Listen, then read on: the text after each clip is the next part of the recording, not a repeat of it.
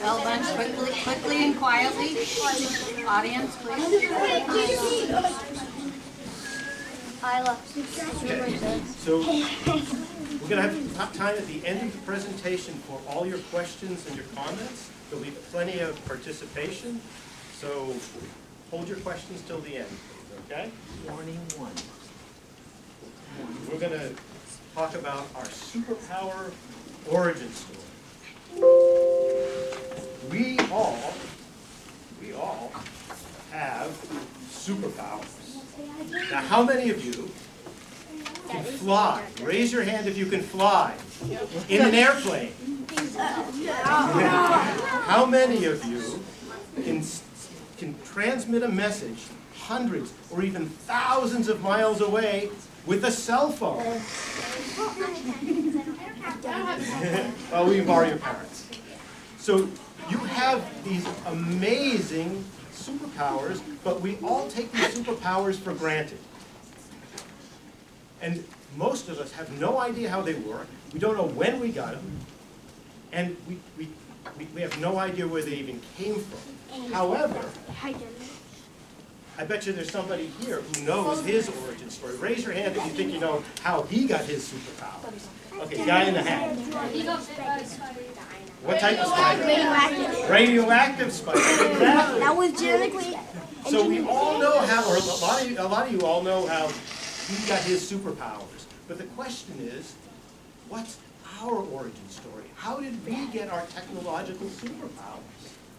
And let me start by asking a simple question. Did we get our superpowers quickly over the course of maybe 100 or 200 years? Raise your hand if you think we got them quickly, over 100 or 200 years to get our superpowers.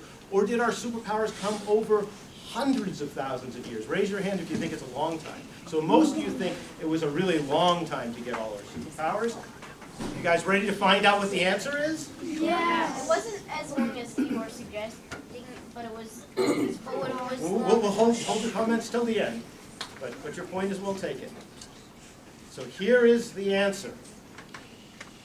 This is a chart of world money. Okay, so this is all the money in the world. And look over here, in the year 1800, something happened. Now, if you lived before 1800, you might have worn a spiffy hat like this. But things really didn't change very much from year to year. You didn't travel more than maybe 100 miles from your house in your entire life. And pretty much everybody farmed. Like, you'd be a farmer, your father was a farmer, your grandfather was a farmer, your grandfather's grandfather's grandfather, he was a farmer too. So the way that you measured your wealth was based on how much land you had, because that's how farmers measured their wealth. And there's only so much land in the world, it's fixed. And the amount of wealth stayed flat.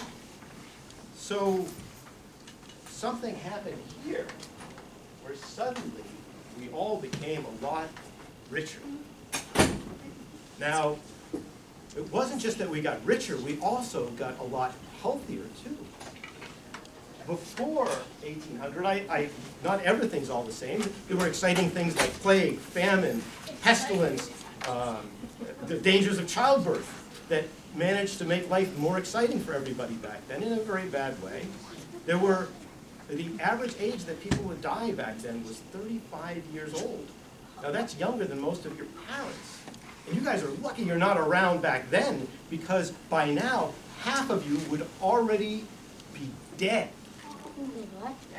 So we're lucky we live now, where in the United States and Europe, the average life expectancy is about 80 instead of 35. But once again, everything changed right around 1800. And we need to figure out what this is. Well, please hold your question for later, okay? Well, at the end, we can ask questions. So I need all of your help, though, to figure out what this answer is. So at the count of 3, when I point to you, I want you all to say boom as loud as you can. 1, 2, 3. It was, whoa, and the hat flew off. The invention, explosion, and the Industrial Revolution that caused all of these changes. So we came up with inventions that allowed us to be able to travel much more quickly, send information much more quickly as well. By the early 1900s, we could even fly around in airplanes. And in the early 1900s, we developed penicillin, which helped us to be able to fight disease and live longer. Now, it wasn't just the invention explosions here. This continues on till today. But one of the more interesting parts of this is that before, everything stayed pretty much the same. But once this happened, people began to envision a future for the first time in humanity, that future would be very different than today. So those people who thought that it happened quickly over 100 to 200 years, you must feel pretty proud of yourself. There were only a few of you that said that that was the answer. I felt like it would be closer to 300. Okay, well, hold on. Let me ask another question, which might reveal that it maybe took a little longer than you expected. You see, Please don't interrupt. this industrial revolution and invention explosion happened in early 1800. But why? Why did it happen then? And the answer you have to figure out by going way, way back to our very first superpower. We need to begin at the beginning. Does anybody know what our very first superpower is? And let me give you a hint. Ms. Moran said I couldn't demo it because she was afraid I might burn down the school. Yes? Fire. Yes, you're right. Well, that was a while ago. Fire. Now these folks around the campfire, this is 1.5 million years ago. They're not even human. They are pre-human. We didn't become humans until a few 100,000 years ago. So you have to envision their world. A vast grassland extending for as far as the eye could see. And off in the distance you'd see a storm, and there'd be a lightning bolt that might come down and set the grassland on fire. And you could see this off in the distance, and you had to, they instead of running away from the fire, once the burn zone started to die down, would actually head towards it. And the reason was because that burnt area was a little bit like Blue Ribbon Barbecue, because in the burn zone were yummy barbecue varmints. And they would go over, they'd be munching on the barbecue varmints, snarfing it down, and while they were doing it, they might find a little bit of, charred material, embers that they could take back to their campsite, or a burning branch, and set up fire. They didn't know how to necessarily make a fire themselves, but they could take the fire and be able to set it up in their campsite. And then they could take this fire to other locations. Eventually they learned by rubbing together sticks or by banging together rocks they could create their own fire, but that came much, much later. So fire seems pretty important, but why is it important? How many people think it's because of A, kept us warm? Okay? How many people think B, because it enabled us to digest calories to fuel a bigger brain? Raise your hands if you think it's that. Or C, allowed us to live in larger groups. Raise your hands. Okay? Or D, used to make pottery and melt metal for tools. I think it's all the above. Yes, you're right. It is all of the above. All are correct. You're totally right. But I think B is the most interesting because it's got a flaming brain associated. So your brain is super hungry. It's only 2% of your weight, but it takes 20% of the energy. So if you have a brain like this back then, before fire, you'd be eating all the time and your brain still wouldn't get enough energy to be able to do its thing. So what fire did is it pre-digested food. So it could allow you to eat things like beans or be able to eat meat and be able to get more calories from it. So that over a very, very long time, over many, many generations, our brains grew and grew and grew to be 3 times bigger. So fire kind of opened up the possibility for a bigger brain, and once you had a bigger brain, you could get more superpowers. Okay, let me introduce you to these two folks here. On the left, so definitely, on the left is a Neanderthal, or at least it's supposed to be. ChatGPT thinks it's a Neanderthal. Maybe some of you probably don't know who a Neanderthal is. Neanderthals lived about 400,000 to 40,000 years ago, and they are our cousins. They had fire. They probably had a bigger brain than we did. That's what scientists think. And we even had children with Neanderthals. So there's a little bit of Neanderthal in every one of you, although probably a lot more in me than in you guys. All right? I don't know if you've seen one of these before, but this This is a vicious human baby. Mr. Neanderthal, if I were you, I would run away and protect yourself. This vicious human baby may lead to your doom. Okay. Okay, so both Neanderthals and babies are not very good at this. And this was our first communication superpower. Does anybody know what our first communication superpower is? Yes. Yes! Wow, you guys are sharp. The spoken language appeared about 100 to 200,000 years ago, and there was an interesting thing that happened over many, many, many generations. Also, once again, over a long, long period of time, that our throat changed. We started off with our voice box really high in our throat, and over many, many, many generations, our voice box, or larynx, started to go further and further down our throat, freeing up our tongue and allowing us to be able to communicate much better. But that comes at a cost, because it's also easier to choke. How many of you guys have choked before?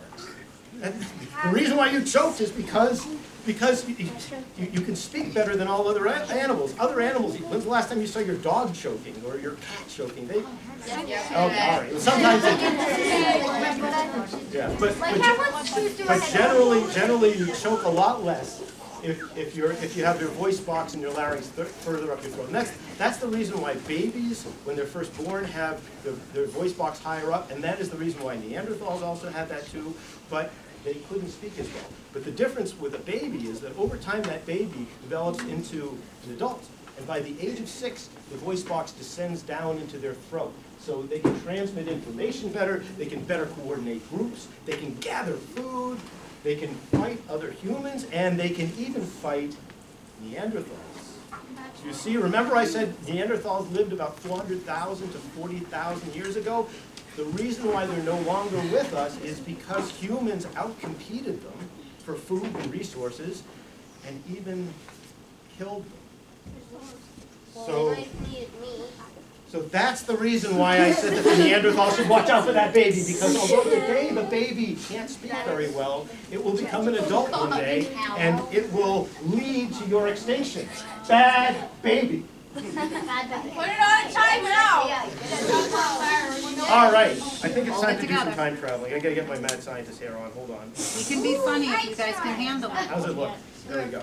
Okay, so whoever wants to do some time traveling, stand up. Okay,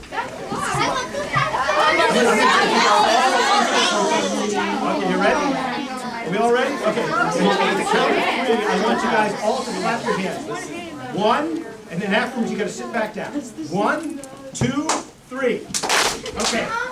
I have transported you into the future by exactly 10 seconds. Wow.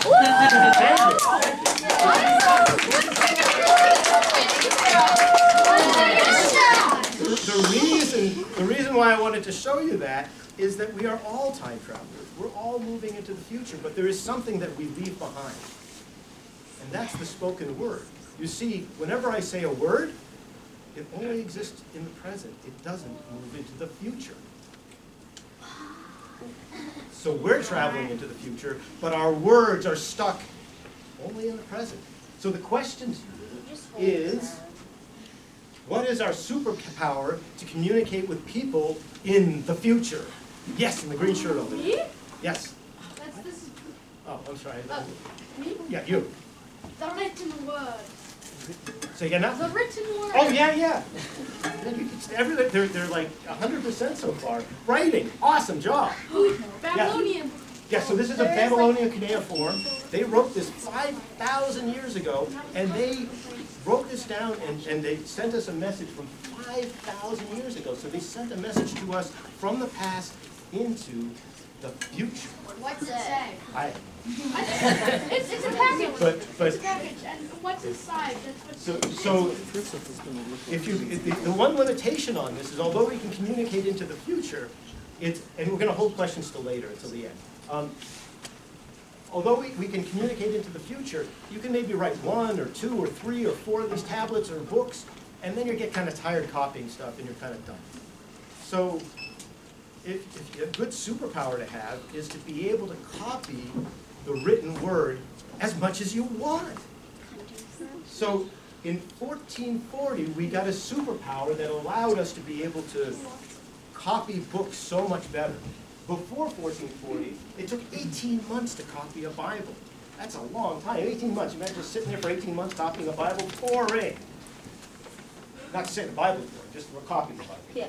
And then, the total number of books in all of Europe, at that time, 30,000. We probably have more books over at the Arlington Public Library than all of Europe in 1440. And because people maybe saw a Bible and that was the only book that they saw in their entire life, why learn how to read and write? So only 10% of people back in 1440 could read or write. So you guys are all pretty lucky. I think pretty much everybody here can read and write. Yeah, raise your hand if you can read and write. Yeah, excellent. Excellent. Good job. But then in 1440 we got this superpower.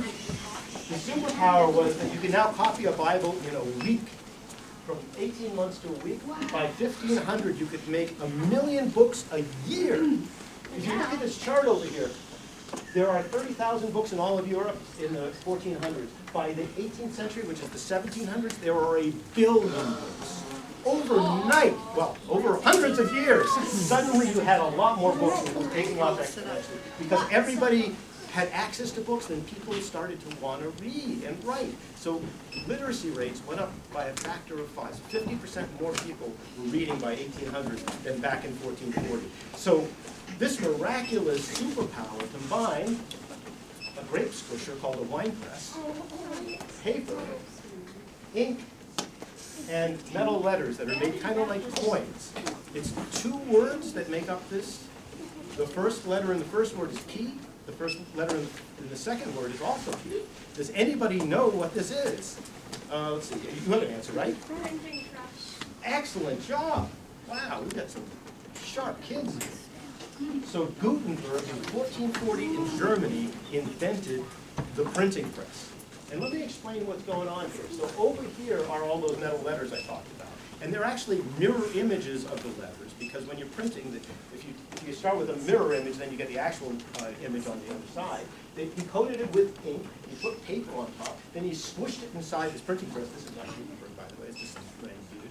And then when you remove it all, you pull it out and you've got a printed page, one printed page. But if you do it again, you can get the same page again and again, almost like a photocopier. And if you want to make a different page, you rearrange all the letters, you create your second page, and you start printing that one too. So this is revolutionary. It allows you to be able to start printing in high volume. The first major book that Gutenberg did was a bestseller at the time. He printed the Bible and made many, many copies of it.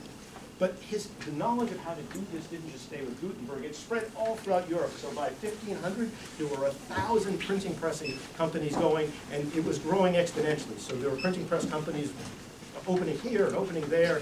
It was growing like crazy. The reason why the printing press is so important is that it gave everyone access to information. If you wanted to learn something, you could just get a book. There were tons of them everywhere. And if you wanted to transmit information, all you had to do was go to the local printer shop, which by that time there were a lot of them, and say, hey, I've done this interesting experiment, or I've got this interesting idea, and I want to print a book about it. And overnight you could have thousands of books that could go all around the world. So it's kind of like, and it's kind of like YouTube, except YouTube, you can put your video up and everybody in the world can see your video, and you can see everybody else's video. This is YouTube, but for books and for periodicals. Now, Gutenberg wasn't actually first to invent the printing press. The Chinese figured it out 400 years before him. But why didn't it take off in Asia? And there's 2 reasons why it didn't take off. The first one is related to the Chinese language versus the European language. How many letters are there in the American alphabet? Raise your hand. Okay, yes? 26. 26. So if you wanted to do a printing press and you wanted 20 copies each letter, it would be approximately how many letters? Yes? Way of every letter? 20 times 26. Do you know what the number is? 420. 520. Yep, go ahead. Yeah, 512. Yeah, we're close. Great try. And does anybody know how many characters there are in the Chinese language? Yes? About 3,000? It's actually more than that. Wait, Yes? there are as many as there are words. I don't know the exact number. But I can just say, it's tens of thousands of characters. There's more than 50,000 characters. So if you want 20 of each character, and there's 50,000 characters, does anybody know what that number is? Yes? 20 times 50,000? 100,000. A little bit bigger? Yes, it's 1,000,000 characters. So, excellent job, good try. so it's and then 500 letters, that's kind of manageable, it's big, but it's manageable. But 1,000,000, that's like craziness, that's way too many letters. And it wasn't just too many letters. There was one other reason why the printing press didn't take off in Asia. And that other reason was the Chinese government at the time didn't want the printing press used except for official government business. Why do you think that is? How many people think it's A? Raise your hand. Otherwise, too many trees might be chopped down to print books. Okay, it's a good environmental reason. How many people think it's B? Knowledge is power. And how many people think it's C? If there are too many books, people might start throwing them at each other? So the right answer is yes, knowledge is power. Now, what do I mean by knowledge is power? Let me explain this a little bit. Is that knowledge allows you to be able to think differently. So if you're in charge of the government, and you're not elected to be in charge of the government, you might want to control the information that's out there because people might start complaining about you. And if they start complaining about you, they may start thinking differently about you and eventually decide, I don't want that guy in charge anymore. And then they revolt and overthrow the government. So if you're a government that's not democratically elected, printing press is not a great idea. And there are a number of revolutions that happened on account of the printing press. We'll hold the questions to later, okay? The first one was this guy, Martin Luther, in 1517 in Germany. He launched a revolution. He said, everybody's got a Bible now. You don't need to get the Word of God through the clergy. You can get the Word of God directly from the Bible itself. And he also had, at the time, complaints about the Catholic Church, which he printed up and nailed them to the doors of churches and handed them out. He gave it to lots of people, and it started to make people think differently about the Catholic Church. And some people decided to break away and create their own religion called the Protestant religion. And by the way, Martin Luther, he's the guy that Martin Luther King is named after.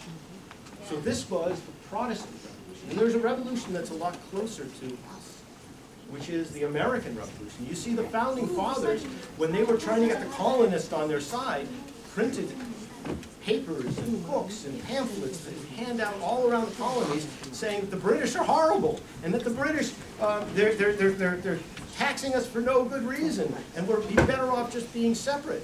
And people read these documents, and that was part of what allowed them to be able to break off and have everybody fight on the side of the separating the colonies from England. And we're going to wait until the end for questions and comments. No, this is like the. I got the Declaration. Oh, yeah, okay. Oh, so that's the Declaration of Independence. The Founding Fathers liked this printing press thing so much, and because it's a democratically elected government, they felt like information is good. They put freedom of press as the very first amendment to the Constitution. It's right in the Bill of Rights. It's like at the heart of our Constitution. Our government says that the printing press should be allowed to have anybody use it. And it's interesting because there's been a transformation in this word press. When I first started off, press was something to squish grapes. Then press was a way to be able to print documents and print them in high quantity. And now, when you think of press, you think of what? Newspaper, or the journalists, or the newscasters. They are all a member of the press. All right, so there's one other revolution that I want to talk about. Remember, way back at the beginning of the presentation, I asked the question, why did it all happen in around 1800? What caused the Industrial Revolution and the invention and explosion? And the answer is, would you want to try and do a quick answer? Yes? Freedom of the press? Well, not just freedom of the press, but the press, but the printing press in general is what launched it. So, course. Everything's AI. So this is the printing press, and it's creating a mountain of information. And this mountain of information reached critical mass right around 1800, and it detonated the invention explosion. Because all this information allowed people to think differently.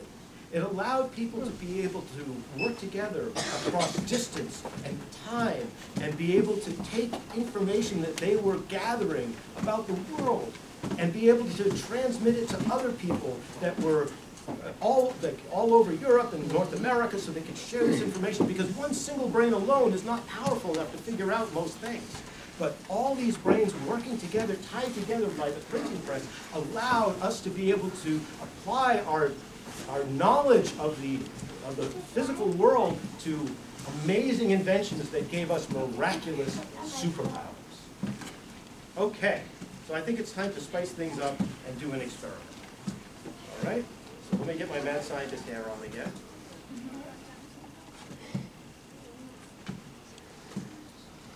One.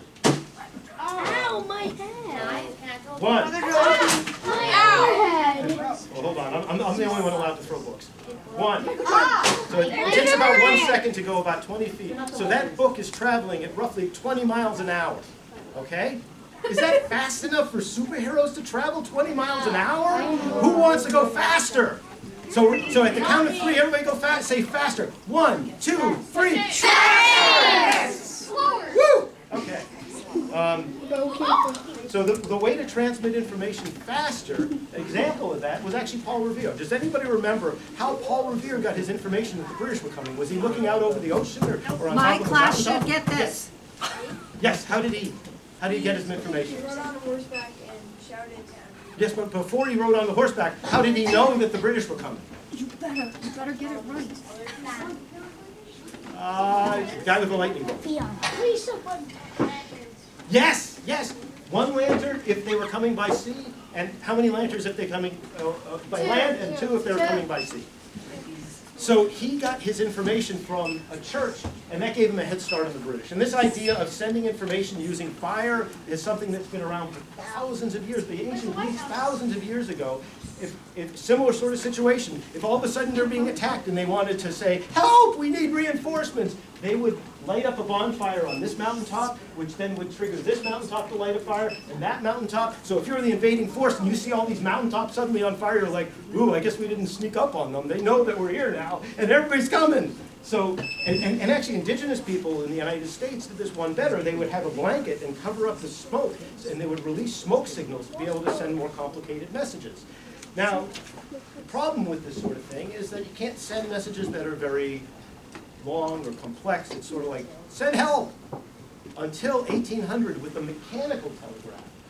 A fellow by the name of Chappé in 1800 came up with this brilliant idea where if you stick these arms at the top and you arrange the arm in a certain way, each orientation of the arms would signify a different letter or number or even coded message. And you would space these towers out about 1/4 mile. You could look back with a telescope and be able to see from one to the next, so that you would arrange yours using your ropes kind of below, and then the next guy would like look through his telescope and he would arrange his the same way, and it would ripple through the countryside. They literally had hundreds of these in France in the early 1800s. Napoleon, to learn about what was happening with the soldiers or to send messages to the soldiers, would use this, and he even announced the birth of his son using the mechanical telegraph. This is a great invention. You can send a word now every 2 minutes at a rate of 300 miles per hour. Wait, that's still not fast enough. We're superheroes here, right? So who wants to go faster? 1, 2, 3. Faster! Yeah! And not just a little faster. A lot faster. Yeah, let's go a lot faster. Let's go hundreds of millions of miles per hour faster. That's superhero speed, almost at the speed of light. But how do you do that? Does anybody know what you need to do to be able to send information at superhero speeds? Yes, in the back. Transmitting signals with like something like electricity. Yes, exactly. Through wires. Yes, electricity. A lightning bolt. All right, so the question is, though, how did we understand electricity to use it for communication? This seems very complicated. It's up in the sky. hold on one second. I'm not sure if you'll get this answer. Well, I'll give it a try. Yes. And wasn't it Albert Einstein that flew a kite? Oh my goodness, you're so close. Ben Franklin. Okay, yes, you're anticipating my next slide. Okay, so here, let me explain this. Ben Franklin flew a kite and had a lightning bolt hit that kite, and never try this at home because he probably should have died. The reason why we know that Ben Franklin did this experiment is he lived to tell about it, which was unbelievable.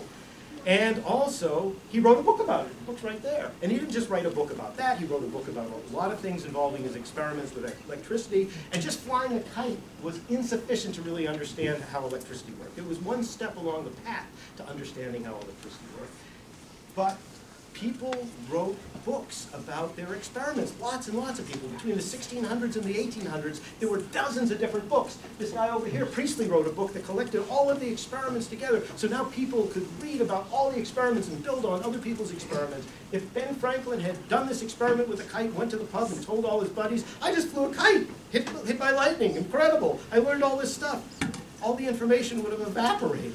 Maybe if he wrote a book, maybe it would have been a little better, but if it was 1 or 2 or 3 books, probably not so much. He wrote one book that was printed in copies of thousands and spread all around the world. So the printing press allowed us to be able to understand electricity, because one mind alone is incapable of figuring out electricity, but hundreds of minds together, with the help of printing press, can allow us to be able to understand something so complicated like lightning and electricity. Now, the experiment that led to electrical communication was with this guy.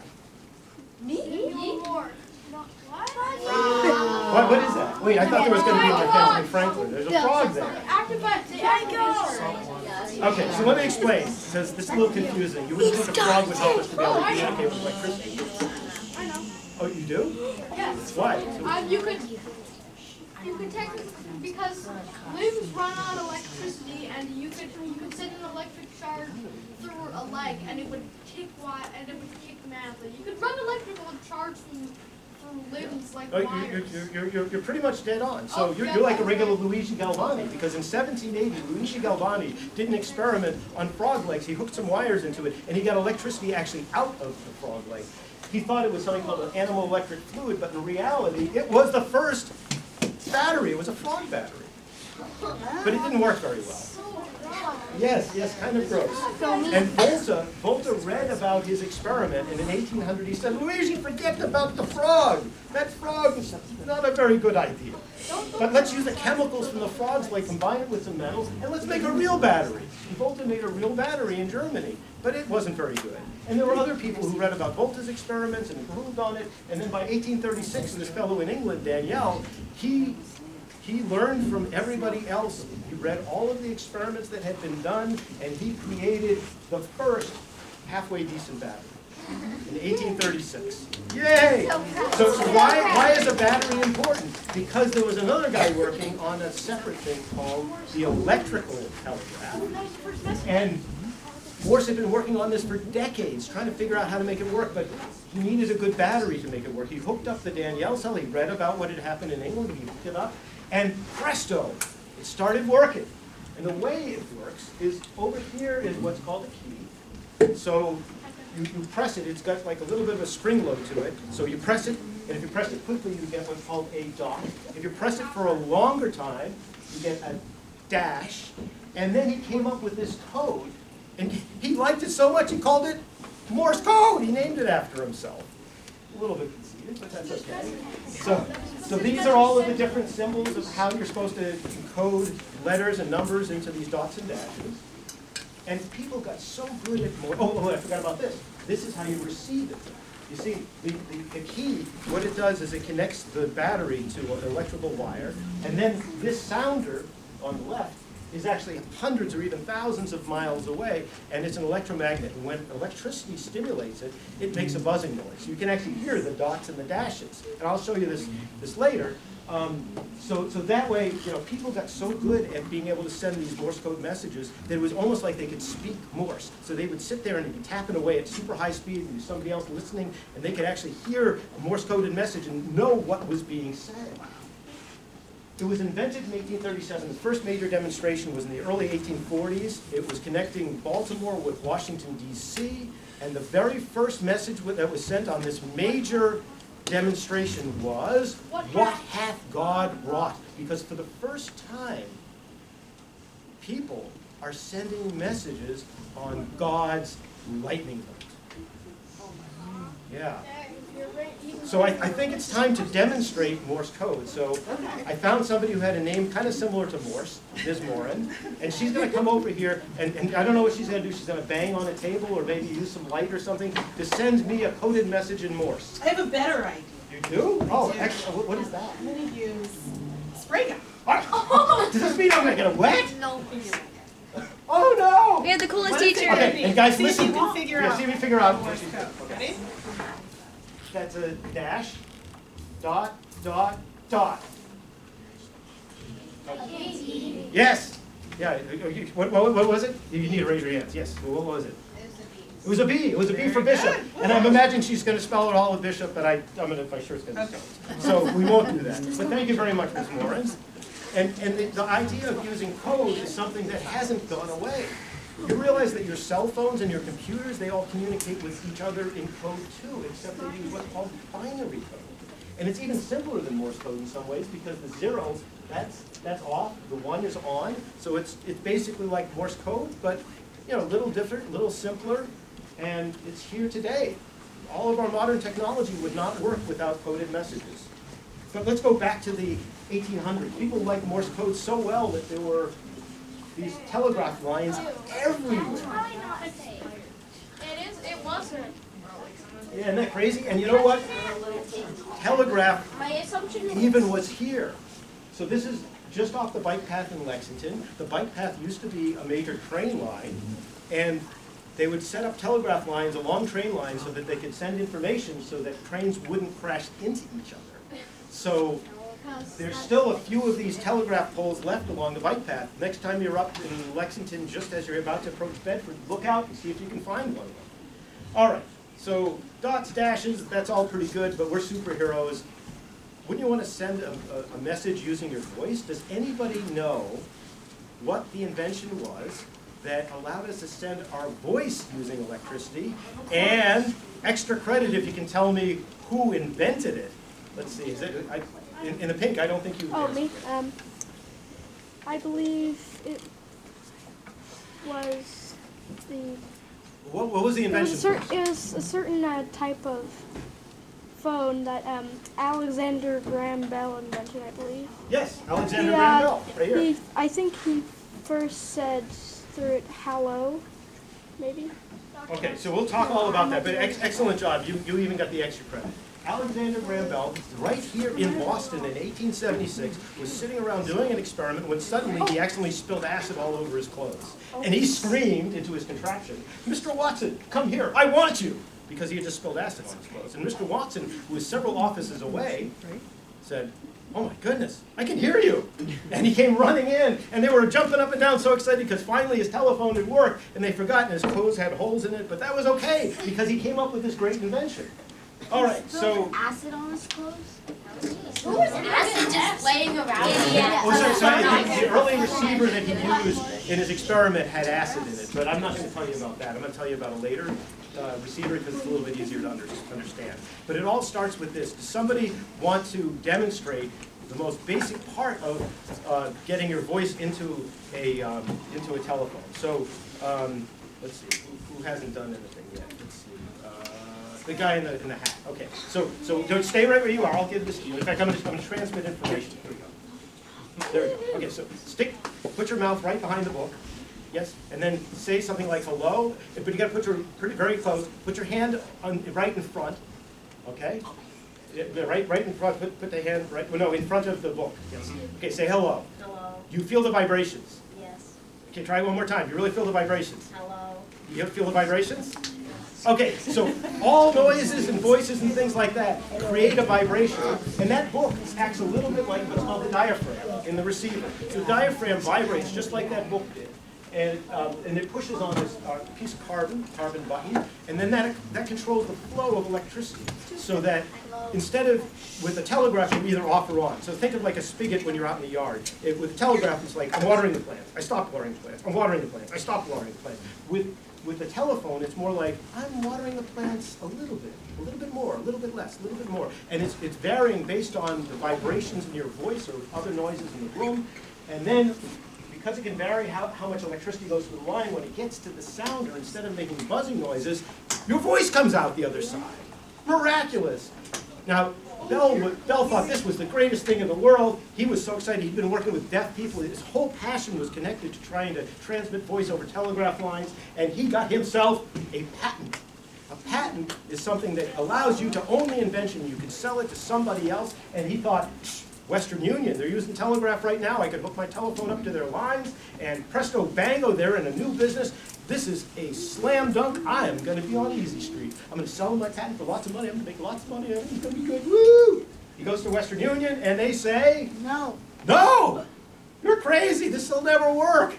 You know, maybe in limited examples, people might want to use it, but if you want to do serious communication, you want to use a telegraph. So Western Union told him they weren't interested. So Bell formed his own company called Bell Telephone, which you're probably too young to remember, but there was a spin-off that was called AT&T that maybe you guys have heard of. So you can imagine he was successful in the end. Now this is one of his early telephones, okay? And there are a couple of problems that this presents. The first thing is, like for them back then when they were addressing somebody, if somebody's coming down the street, you would use the person's name. You'd say, hey, Mr. Smith, or good morning, Mrs. Jones. You would always use the person's name when you greeted them. But you can't do that if you have no idea who's calling you on the phone. It's just going to bring, bring, bring. So the way that Alexander Graham Bell said you're supposed to answer the telephone is by reading it just like you greet an incoming ship. You say, ahoy, or hoy. And that was what he thought would be the greatest. And Thomas Edison, who actually came up with a receiver that didn't involve the acid, he had a different idea. He came up with a word that at the time almost nobody used. It wasn't the English language, but it was almost never used. It was the word hello. So hello is actually a telephone word. And if you go to France, they even answer the telephone in France by saying hello, but they don't use it anywhere else. And today, there are still some people, 2 people I know of, that answer the phone ahoy. I am one of them. And Mr. Burns on The Simpsons, if you pay attention, he answers the phone ahoy. Ahoy, ahoy. Yeah, ahoy. Yeah, ahoy, ahoy. There's 2 different versions of the greeting. So, yeah. He's old. He is old. And then, how do you dial one of these things? Where the heck's the keypad? Maybe there's Siri or something on the other side? So you kind of do have Siri, except and it was almost all women who were back then, who would answer the phone and say, who are you trying to reach? And then you tell them who you're trying to reach. They're called operators, by the way. And they would hook wires to physically connect you to whoever you were trying to reach. So that's how it worked until like the 1930s, 1940s, and in some rural locations all the way into the 1970s, they were operators. But this is crazy if you want to do cell phones. You know, wires connected to cell phones. We're superheroes here. Don't we want to get rid of wires? Yeah, so like at the count of 3, let's all say the word wireless. 1, 2, 3. Wireless! But how do we send a message without wires? Because we can understand with electricity going through wires, but how do we send a message without wires? So let me give you a hint first. But I'll let you answer, but I'm going to give a hint to other people too, because you seem to know. Imagine that you're in a pool, okay? And it's a very big pool. And on the other end of the pool is your brother or sister, and they can't even really see you, and you can't splash them, they can't hear you. But is there something that you can do on your side of the pool to send them a signal? Just a very simple signal. What can you do in that pool to be able to send a signal that will travel from you to them? Yes, the woman in pink. That's you. Or girl in pink. Huh? Like, you could, like, make a splash signal. Right. Well, a splash signal that would... But I told But her... they'll, like, leave a strong splash that'll send ripples out. Yes, that's it. You got it. Like, Radio wave. I know how this Yes, works. a wave. So you can make a wave in the ocean travel thousands of miles across the Atlantic or the Pacific but when you're dealing with electricity, it is an electromagnetic wave. And this is something that will bend your mind. When I was a little kid, they launched this space probe in the 1970s called Voyager. Today, Voyager is 15 billion miles away from here, and guess how we communicated? Using using electromagnetic waves. So electromagnetic waves can travel really, really, really far. And the first person who figured out how to communicate information using electromagnetic waves was Guglielmo Marconi, who came from Italy, invented it in England, but he first did a major demonstration in 1903 right here in Cape Cod.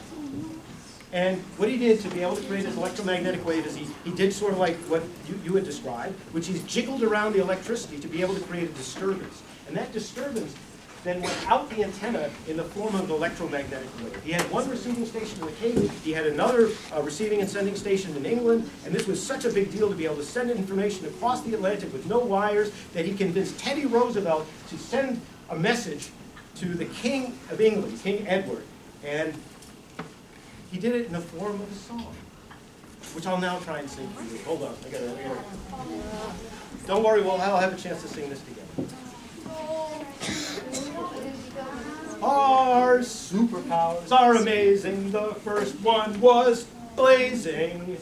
Fire fed our hungry brain, developing language to explain and complain. Most pooled information, yielding an electrical explanation. Marconi's message on a wave led to cell phones we all crave. We're all connected by text. What superpower is next?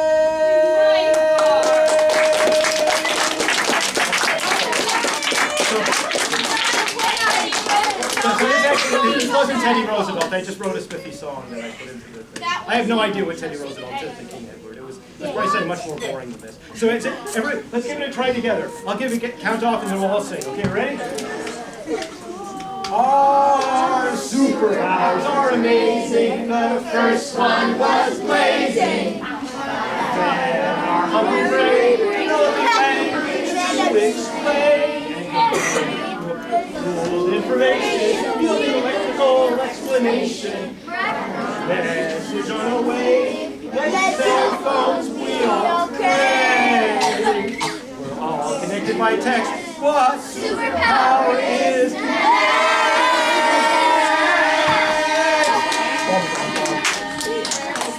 Okay, I want to leave you with 3 last thoughts here. I call this the superpower cycle.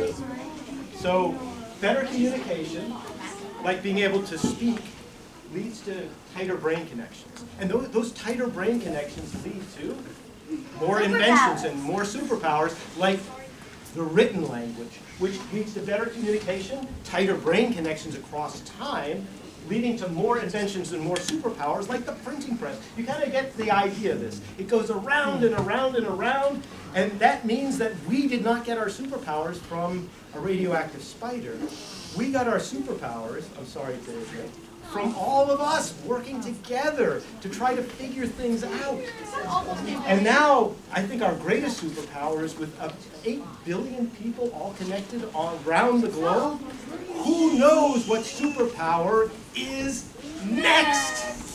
Okay, and I want to end this by thanking all of you in Morse code.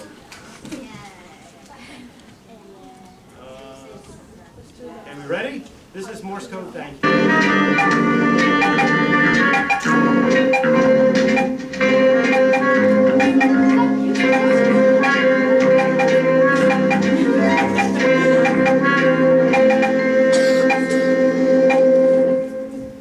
If you want to see something better, this is actually much better. So this guy knows what he's doing.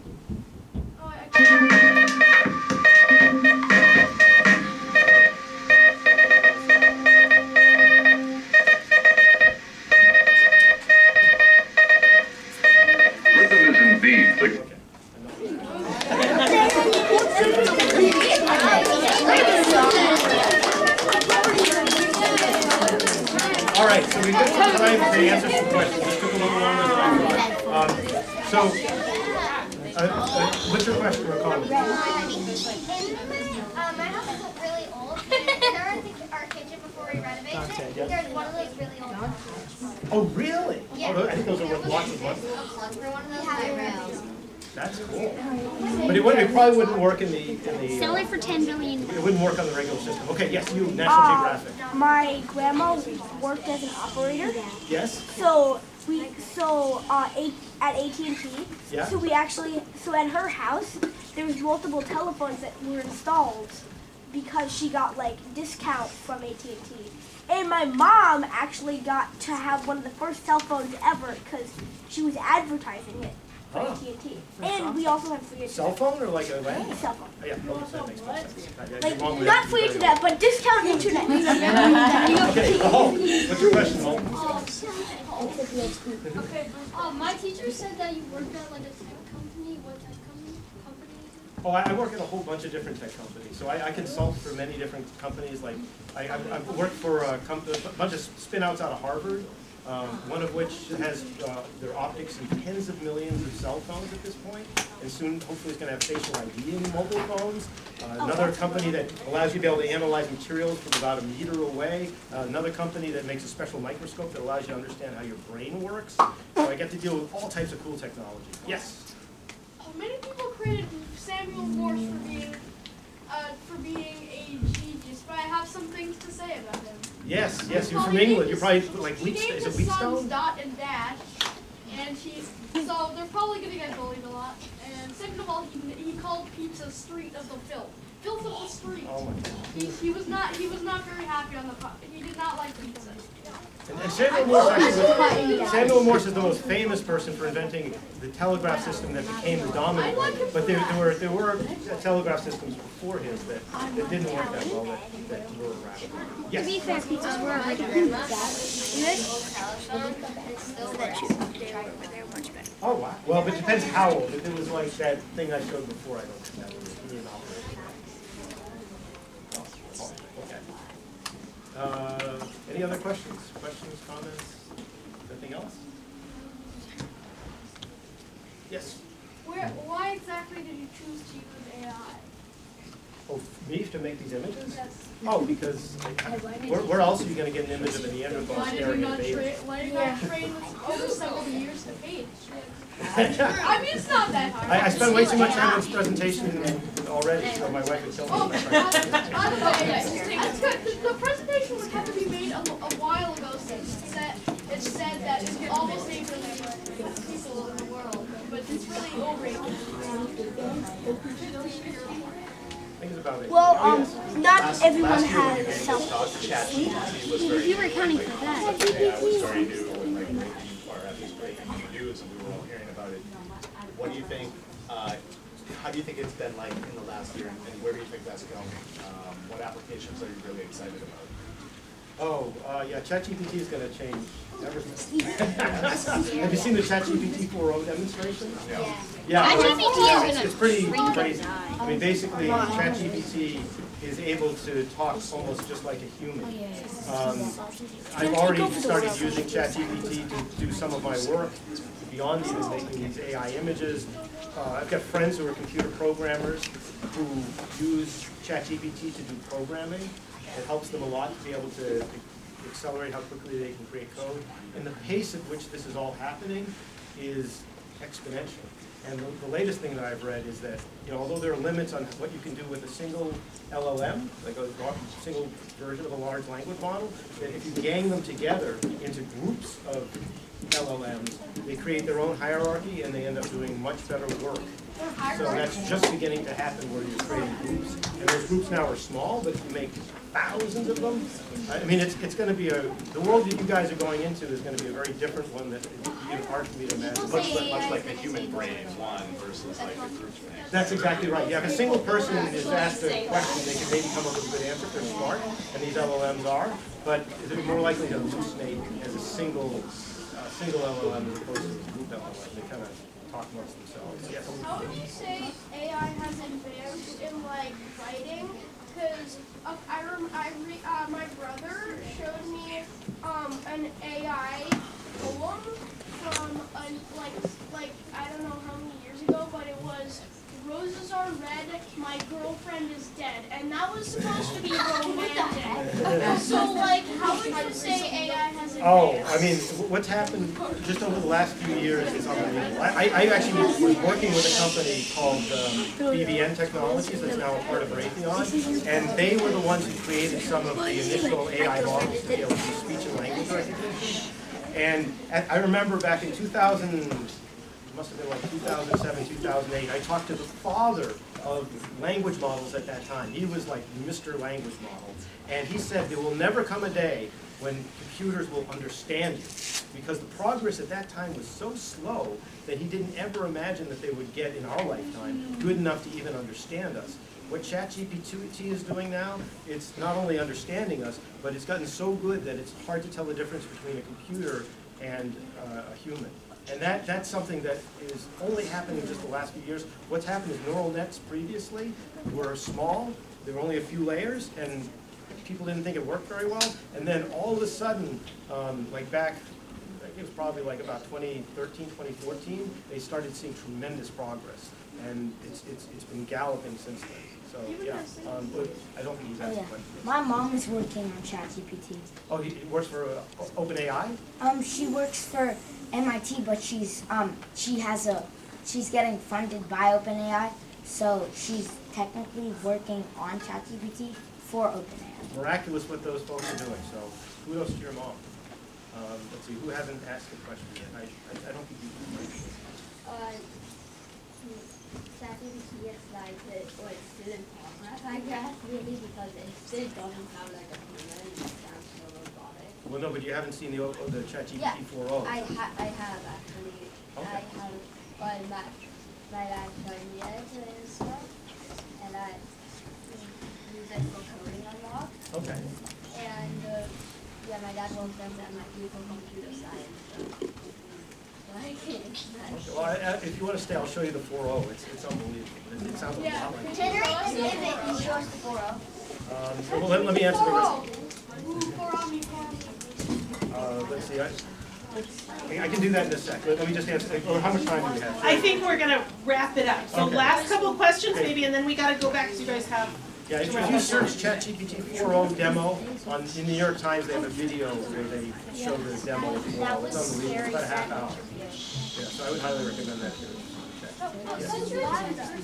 Yes. Like SkyTech Network? I don't really make predictions, but You should ask ChatGPT 4.0. Yeah. well, it's got guardrails. We'll see it's not. Yes, you've been holding your hand up. So I actually have two topics. My mom actually, one of my moms works for a tech thing. She works at Google. Okay.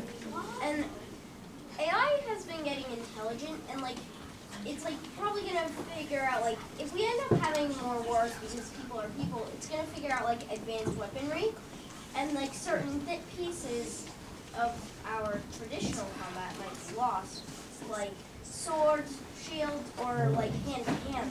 I do martial arts. Mm-hmm.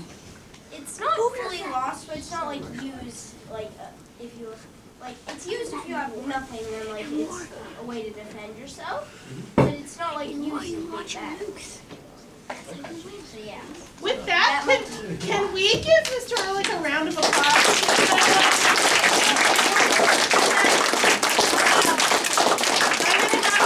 Bell's class was the last to come in. I'm going to have Miss Bell's class stand up. You're going to follow Miss Bell out. And then if you want to go up and ask Mr. Ehrlich a question, if you're before his class, you certainly can. And then some of the other classes.